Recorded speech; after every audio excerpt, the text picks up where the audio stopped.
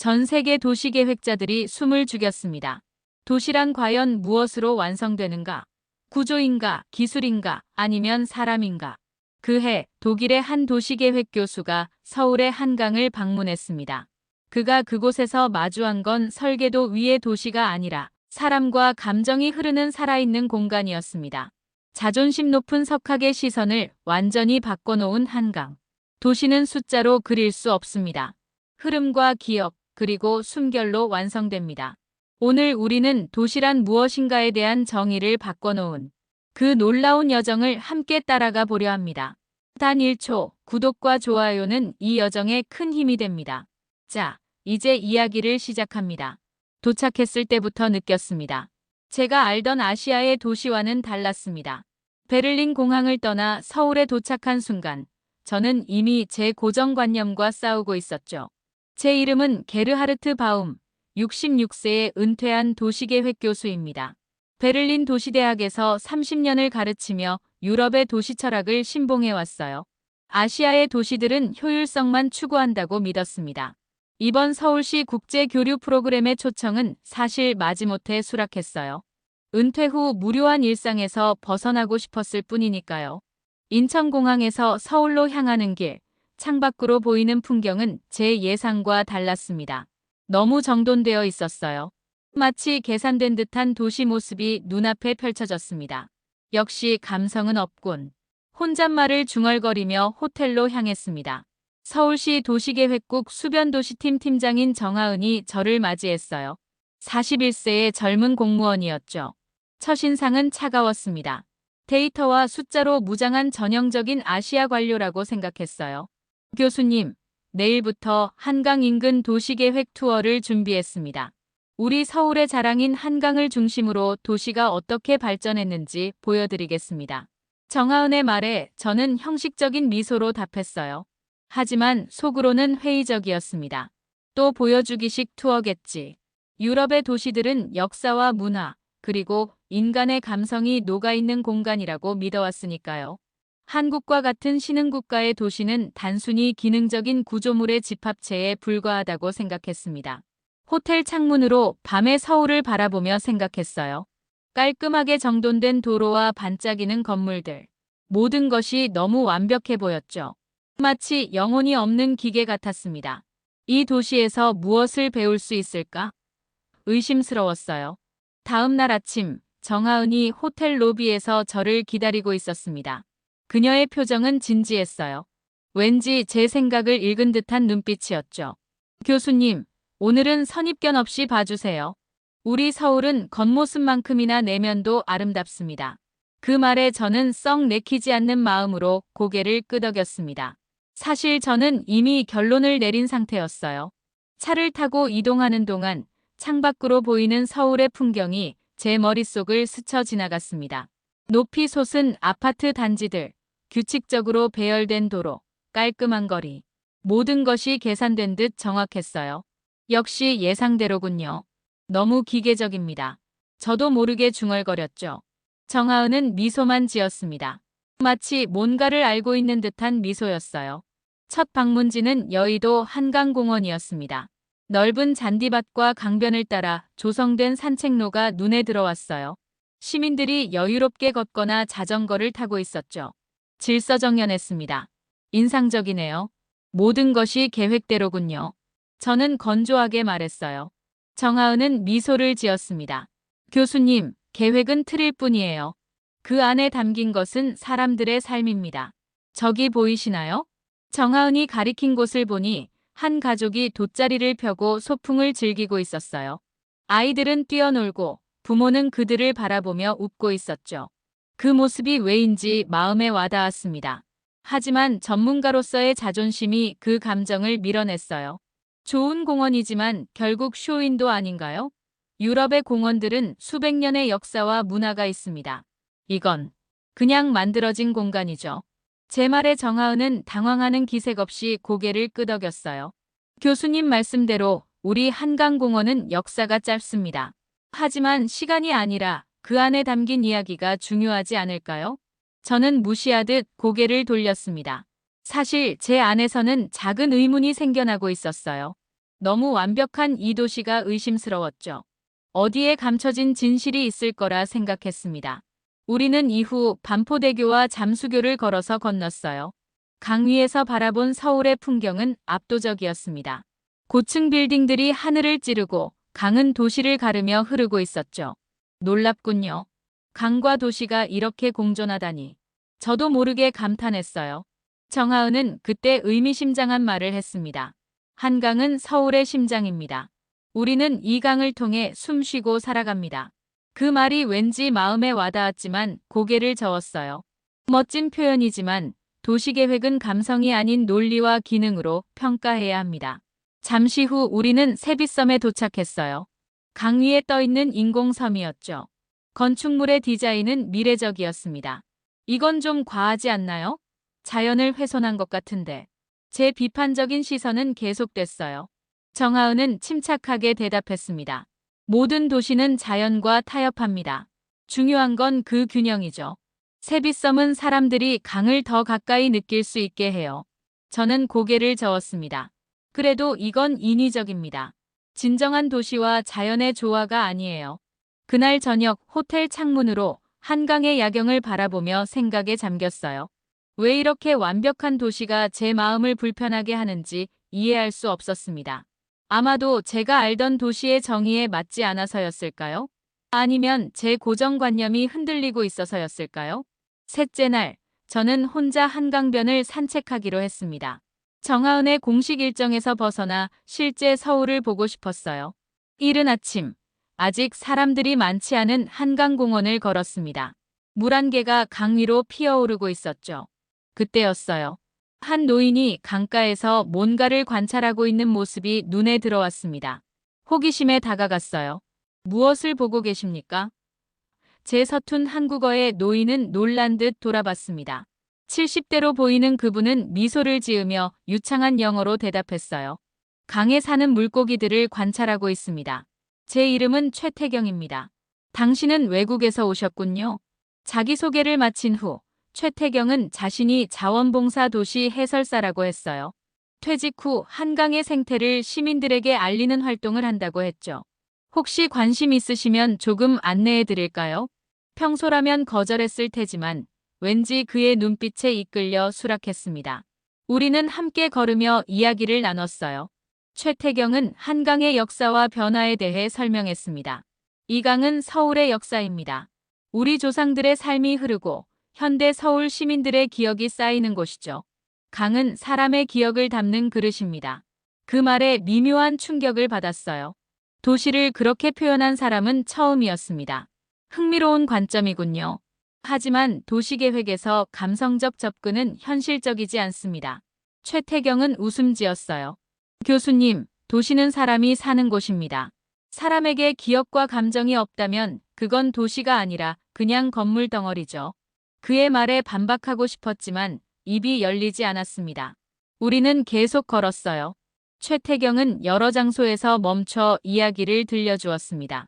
뚝섬 일대가 어떻게 변했는지, 사람들이 어떻게 한강을 중심으로 삶을 꾸려왔는지 말이죠. 예전에는 이곳에서 빨래를 했어요. 여름에는 아이들이 수영을 했고요. 지금은 더 깨끗해졌지만 그때의 추억은 여전히 이 물속에 흐르고 있습니다.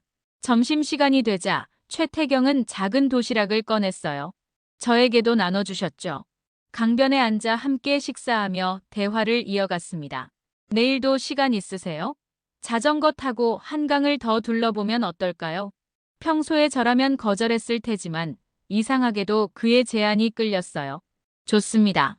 내일 뵙겠습니다. 호텔로 돌아오는 길, 제 머릿속은 혼란스러웠습니다.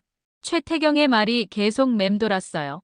강은 사람의 기억을 담는 그릇이라는 표현이 특히 마음에 남았죠. 그건 제가 30년간 가르쳐온 도시계획 이론과는 너무 다른 접근이었습니다. 하지만 왠지 모르게 진실된 무언가가 느껴졌어요. 약속대로 다음 날 아침 최태경을 만났습니다. 그는 2대의 자전거를 가져왔어요. 오늘은 한강을 따라 자전거 여행을 해봅시다. 걷는 것보다 더 많은 것을 볼 수 있을 거예요. 처음에는 어색했습니다. 수십 년 만에 자전거를 타는 거였으니까요. 하지만 곧 페달을 밟는 리듬을 찾았어요. 우리는 한강을 따라 천천히 달렸습니다. 바람이 얼굴을 스쳤어요. 이상하게도 자유로운 느낌이 들었습니다. 최태경은 중간중간 멈춰 서울 시민들의 일상을 보여주었어요. 이른 아침부터 운동하는 노인들, 출근 전 잠시 강가에 앉아 명상하는 직장인들, 아이들과 함께 산책하는 부모들. 그 모습들이 제 눈에 새롭게 들어왔습니다. 저기 보세요, 교수님. 최태경이 가리킨 곳에는 한 청년이 스케치북을 펼쳐놓고 한강을 그리고 있었어요. 저 청년은 매주 토요일마다 여기 와서 그림을 그립니다. 2년째예요. 강의 모습이 계절마다 다르다고 하더군요. 그 말에 문득 깨달았습니다. 도시는 고정된 것이 아니라 시간에 따라 변하는 살아있는 유기체라는 사실을요. 제가 그동안 너무 고정적인 관점으로 도시를 보았던 건 아닐까? 우리는 계속해서 자전거를 타며 한강의 다양한 모습을 보았어요. 반포대교 아래에서는 작은 문화공연이 열리고 있었죠. 시민들이 모여 음악을 듣고 춤을 추고 있었습니다. 그 모습이 너무 자연스러워 보였어요. 이것도 계획된 행사인가요? 제가 물었습니다. 아니요, 자발적으로 모인 거예요. 매주 토요일마다 이렇게 모여요. 처음에는 두세 명이 시작했는데 지금은 보다시피 수십 명이 됐죠. 이런 자발적인 문화가 도시 공간에서 형성된다는 사실이 놀라웠어요. 유럽의 공원들도 물론 사람들로 북적이지만 이렇게 다양한 활동이 자연스럽게 어우러지는 모습은 흔치 않았습니다. 잠시 휴식을 취하며 최태경이 말했어요. 도시는 건물과 도로만이 아닙니다. 그 안에 사는 사람들의 삶과 이야기가 도시를 만들어요. 그 말에 깊이 공감했습니다. 문득 제가 오랫동안 잊고 있었던 도시계획의 본질을 다시 생각하게 됐어요. 도시는 사람을 위한 것이지 사람이 도시를 위해 존재하는 것이 아니라는 단순한 진리를요. 해질녘, 우리는 여의도 한강공원에 도착했습니다. 강 건너 서울의 풍경이 황금빛으로 물들어가고 있었어요. 그 순간 이 도시가 단순한 건물들의 집합이 아니라 수많은 사람들의 삶과 꿈이 담긴 장소라는 것을 깨달았습니다. 제 고정관념이 서서히 흔들리기 시작했어요. 저녁이 되자 최태경은 반포대교의 무지개 분수를 보러 가자고 제안했습니다. 오늘은 특별한 날이에요. 음악 분수 공연이 있거든요. 분수 공연이 시작되기 전 우리는 강변에 자리를 잡았어요. 주변에는 이미 많은 사람들이 모여 있었습니다. 가족들, 연인들, 친구들, 그리고 혼자 온 사람들까지. 그들의 표정을 살피다 보니 묘한 감정이 일었어요. 실례지만 왜 이렇게 많은 사람들이 모이는 거죠? 그냥 분수인데. 제가 물었습니다. 최태경은 미소를 지었어요. 곧 알게 될 겁니다. 그리고 어둠이 내리자 분수가 시작됐습니다. 물줄기가 다양한 색깔의 조명과 함께 음악에 맞춰 춤을 추기 시작했어요. 그 순간 주변 사람들의 환호성이 터져 나왔습니다. 아이들은 손뼉을 치고 어른들은 미소를 지었죠. 그 순간을 카메라에 담는 사람들도 많았어요. 놀랍게도 저도 그 광경에 감동받고 있었습니다. 물과 빛과 음악이 어우러진 그 순간 사람들의 표정에서 순수한 기쁨을 보았어요. 그것은 제가 전문가로서 수십 년간 무시해왔던 감정이었습니다. 아름답군요. 저도 모르게 말했어요. 최태경은 잠시 침묵하더니 말했습니다. 교수님, 도시는 숫자로만 계획할 수 없어요. 사람들의 표정에서 도시를 보셔야 합니다. 그의 말에 깊은 울림을 느꼈어요. 그동안 저는 도시를 통계와 기능의 관점에서만 바라봤습니다. 효율성, 지속 가능성, 교통망, 인구 밀도. 그런 숫자들은 중요하지만 그것만으로는 도시의 진정한 가치를 담아낼 수 없었던 거죠. 공연이 끝난 후 사람들은 각자의 일상으로 돌아갔지만 그들의 표정에는 여전히 기쁨이 남아 있었어요. 그 모습을 지켜보며 제 마음속 무언가가 흔들렸습니다. 호텔로 돌아가는 길에 정하은에게서 전화가 왔어요. 교수님, 내일 마지막 일정인데 어떠셨나요? 서울에서의 시간이? 솔직하게 대답했습니다. 생각보다 흥미롭군요. 특히 오늘 반포대교 분수쇼를 봤는데 인상적이었어요. 정하은의 목소리에 미소가 묻어났어요. 그럼 내일은 특별한 곳으로 모시겠습니다. 교수님이 진정으로 한강의 의미를 느끼실 수 있는 장소로요. 그날 밤 호텔 창문으로 서울의 야경을 바라보며 깊은 생각에 잠겼습니다. 제가 평생 믿어왔던 도시계획의 원칙들이 흔들리고 있었어요. 감정과 이성 사이에서 갈등하는 저를 발견했습니다. 사람들의 표정에서 도시를 본다는 것. 그것이 과연 가능한 일일까요? 서울에서의 마지막 날, 정하은은 저를 한강 생태공원으로 안내했습니다. 그곳은 도심 속 자연이 살아 숨쉬는 곳이었어요. 새들이 지저귀고 물고기들이 헤엄치는 모습을 볼 수 있었죠. 놀랍게도 도시 한가운데서 이런 생태계가 유지되고 있었습니다. 이곳은 우리가 자연을 회복시킨 곳이에요. 한때는 오염되고 버려진 땅이었죠. 정하은이 설명했어요. 그날 서울을 떠나기 전 최태경도 공항까지 배웅하러 왔습니다. 그는 작은 선물을 건넸어요. 한강의 사계절을 담은 사진첩이었죠. 가끔 보시면서 서울을 기억해 주세요. 비행기 안에서 그 사진첩을 펼쳐보며 지난 5일간의 경험을 되새겼습니다. 제가 서울에서 발견한 것은 단순한 도시 인프라가 아니었어요. 그것은 사람들의 삶과 감정이 어우러진 살아있는 공간이었습니다. 베를린에 돌아온 저는 즉시 제 경험을 글로 옮겼어요. 한강에서 발견한 도시의 감정이라는 제목의 에세이였죠. 그 글에서 저는 도시계획에 있어 감성적 접근의 중요성을 강조했습니다. 서울의 한강이 어떻게 도시와 시민을 연결하는 매개체가 되는지, 그리고 그곳에서 발견한 삶의 다양한 모습들을 담았어요. 그런데 예상치 못한 반응이 돌아왔습니다. 독일 학계의 동료들은 제 글을 비웃었어요. 게르하르트가 은퇴 후 감상적이 되었군. 도시가 어떻게 감정이냐? 이건 학문적 타락이다. 이런 비판들이 쏟아졌습니다. 심지어 제가 투고한 학술지에서는 논문 심사가 탈락했어요. 비과학적 접근이라는 이유였죠. 30년간 존경받던 교수로서 이런 반응은 제 자존심에 큰 상처를 입혔습니다.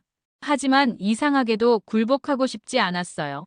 서울에서의 경험은 너무나 진실되게 느껴졌기 때문입니다.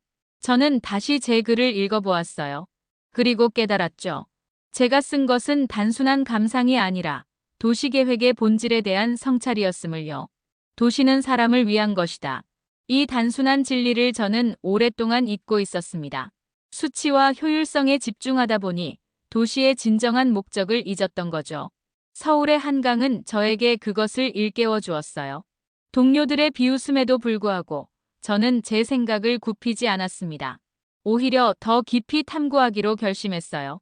한국에서 찍은 사진들과 메모들을 정리하며 새로운 도시계획 접근법에 대한 아이디어를 발전시켰습니다. 그때 뜻밖의 연락이 왔어요. BBC 다큐멘터리 제작팀에서 저의 에세이를 읽고 관심을 보인 것입니다. 그들은 도시의 감정이라는 주제로 다큐멘터리를 만들고 싶다고 했죠. 그리고 저에게 서울의 한강에 대한 이야기를 들려달라고 요청했습니다. 처음에는 망설였습니다. 학계에서 이미 비웃음을 샀는데 이번에는 전 세계 시청자들 앞에 서게 된다니 부담스러웠어요. 하지만 BBC 프로듀서의 말이 저를 움직였습니다. 바움 교수님, 한강에서 본 그대로를 보여주세요. 현대 도시계획학이 잊고 있는 것을 말입니다. 결국 제안을 수락했어요. 다시 서울로 향하는 비행기에 올랐죠. 카메라 팀과 함께 한강을 따라 촬영을 시작했습니다. 그런데 이상한 일이 벌어졌어요. 카메라가 켜지자 저는 갑자기 불안해졌습니다. 학계의 시선이 느껴졌죠. 게르하르트, 넌 전문가야. 이런 감상적인 접근은 비전문적이야. 첫 촬영에서 저는 다시 딱딱한 도시계획 교수로 돌아갔어요. 숫자와 통계를 나열했죠. 한강은 폭이 평균 1km, 길이는 497.5km로 서울 내에서는 약 40km를 흐릅니다. 한강 주변 인구 밀도는 프로듀서가 촬영을 중단시켰어요. 교수님, 이건 우리가 원하는 것이 아닙니다. 당신이 에세이에서 썼던 그 감정은 어디 갔나요? 제 마음속에서 갈등이 일어났습니다. 전문가로서의 자존심과 서울에서 진정으로 느꼈던 감정 사이에서 고민했어요. 그날 밤 한강변 호텔 방에서 창밖을 바라보며 깊은 생각에 잠겼습니다. 다음 날 아침 최태경에게 연락했어요.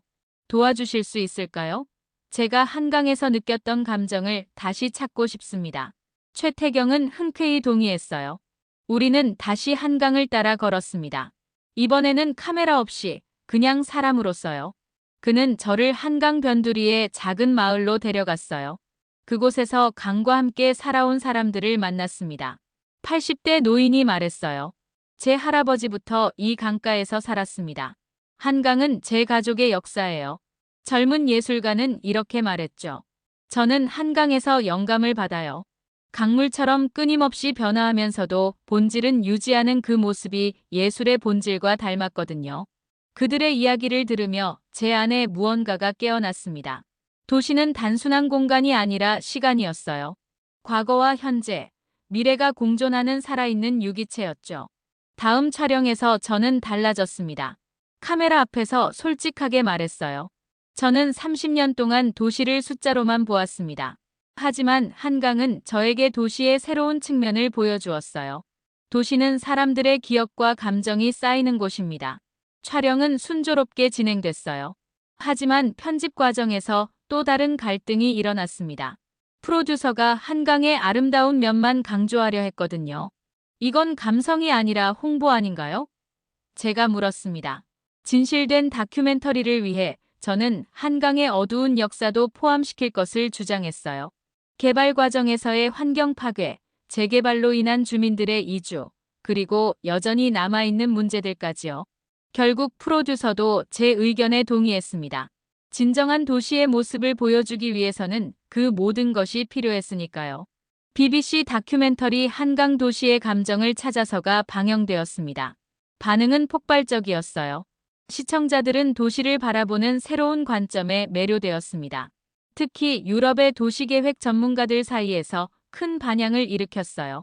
바움 교수의 접근은 도시계획의 패러다임을 바꿀 수 있다. 감성과 이성의 균형. 이것이 미래 도시의 핵심이다. 학계에서도 서서히 변화가 일어났습니다. 제 에세이를 거부했던 학술지에서 다시 연락이 왔어요. 특별호를 준비하고 있다며 제 논문을 다시 검토해달라고 했죠. 그리고 서울시에서도 연락이 왔습니다. 국제도시계획 콘퍼런스에 기조연설자로 초청한다고요. 1년 후, 저는 다시 서울에 왔습니다. 이번에는 국제적인 전문가들 앞에서 연설하기 위해서였어요. 콘퍼런스장은 한강이 내려다보이는 곳에 위치해 있었죠. 연단에 서서 수백 명의 전문가들을 바라보며 말했습니다. 도시는 기술이 아닌 태도입니다. 우리가 어떤 마음으로 도시를 바라보느냐에 따라 도시의 모습이 달라집니다. 서울의 한강은 제게 이 중요한 교훈을 가르쳐 주었습니다. 연설을 마친 후 많은 사람들이 질문과 토론을 위해 다가왔어요. 그 중에는 정하은도 있었습니다. 이제는 서울시 도시계획국장이 되어 있었죠. 교수님 덕분에 우리도 한강을 새롭게 바라보게 되었어요. 이제 우리는 시민들의 감정과 기억을 도시계획에 더 많이 반영하려고 노력하고 있습니다. 콘퍼런스 마지막 날, 저는 한강 둔치로 내려갔어요. 최태경과 만나기로 약속했거든요. 그는 여전히 자원봉사 해설사로 활동하고 있었습니다. 우리는 강변을 따라 천천히 걸었어요. 교수님, 도시계획의 세계를 뒤흔드셨더군요. 최태경이 웃으며 말했습니다. 아니요, 한강이 저를 뒤흔든 거죠. 솔직하게 대답했어요. 사실 지금도 제 안에서는 갈등이 있습니다. 전통적인 도시계획 방식과 새로운 감성적 접근 사이에서요. 최태경은 강물을 바라보며 말했습니다. 도시도 이 강물처럼 흘러야 합니다. 고정된 것은 죽어버리니까요. 그 말에 미소가 지어졌어요. 저는 이제 이해했습니다. 도시는 완성된 작품이 아니라 끊임없이 진화하는 과정이라는 것을요. 그리고 그 과정에는 이성뿐만 아니라 감성도 필요하다는 것을요. 콘퍼런스가 끝난 후 저는 베를린 대학에 새로운 강의를 개설했습니다. 감성적 도시계획 사람 중심의 접근이라는 제목이었어요. 처음에는 몇 명 안 되는 학생들만 수강했지만 점차 인기가 높아졌습니다. 젊은 도시계획가들은 새로운 접근법에 목말라 있었거든요. 제 책상 위에는 항상 한강의 사진이 놓여 있습니다. 그것은 제게 중요한 깨달음을 주었던 장소의 기억이자 앞으로 나아갈 방향을 알려주는 나침반이 되었어요. 서울은 도시를 설계하지 않았습니다. 도시를 살아내며 흐름 위에 철학을 쌓아 올렸습니다. 한강은 그저 흐르는 물줄기가 아닙니다. 과거의 기억, 현재의 감정, 미래의 방향까지 조용히 품어내는 이 도시의 심장이었습니다. 저는 30년간 도시를 구조로만 보았습니다. 그러나 서울은 말없이 가르쳐 주었습니다. 도시는 기술이 아닌 태도로 완성된다는 것을. 여러분, 한 번쯤은 한강을 걸어보세요. 어느 벤치에서, 어느 바람결 속에서 당신이 잊고 있었던 도시의 진짜 얼굴을 조용히 마주하게 될지도 모릅니다. 이 이야기가 울림이 되었다면 구독과 좋아요, 알람 설정으로 다음 여정도 함께 해주세요. 감사합니다.